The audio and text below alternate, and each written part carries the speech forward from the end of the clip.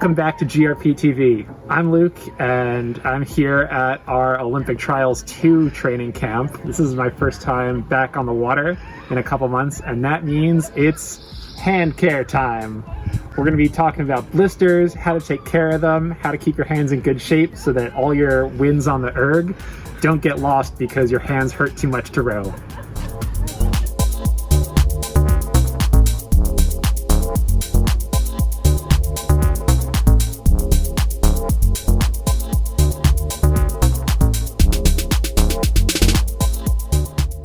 What we want to do is make it so that we can still row even if our hands are a little soft and tender. We are going to use some tape to cover some hot spots like this, and this.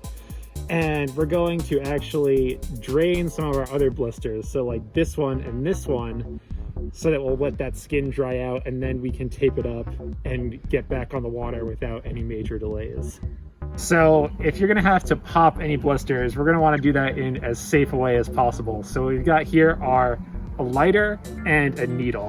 What we're gonna do here is essentially sanitize our needle so that we can lance one of our blisters without introducing any potentially dangerous pathogens to our bloodstream.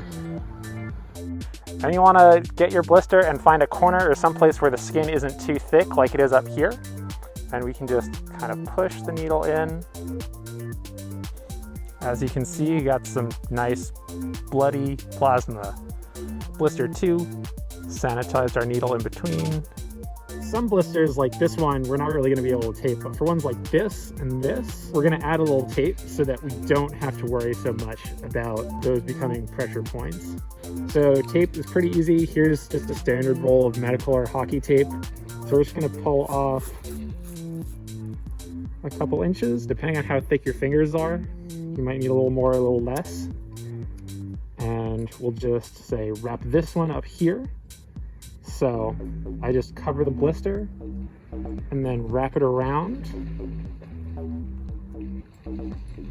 While trying not to get tape over the knuckle so that I can still bend my finger like that. So we'll get the thumb there as well.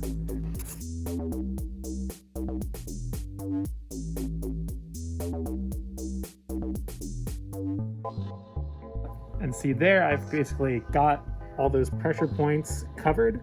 So I'll still be able to row and I can still control my fingers pretty well there so I can get a good control of the oar handle. You can see that the tape on my thumb means I can push that thumb against the oar handle for a little outward pressure against the oar lock, and that's nice and covered up so I don't have to worry about tearing that up anymore while I'm pushing out and rowing.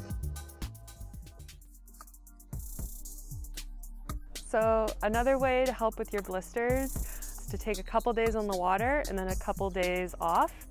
That'll give your hands a chance to harden and it won't be so bad. So for this trip in North Carolina, I've rowed 4 practices in a row, and then I'm taking this afternoon off the water and tomorrow all day off the water. So that'll give me a day and a half for my open blisters to dry out and for all my hot spots to kind of get a little better. So if you have autonomy with your training schedule, we recommend doing that.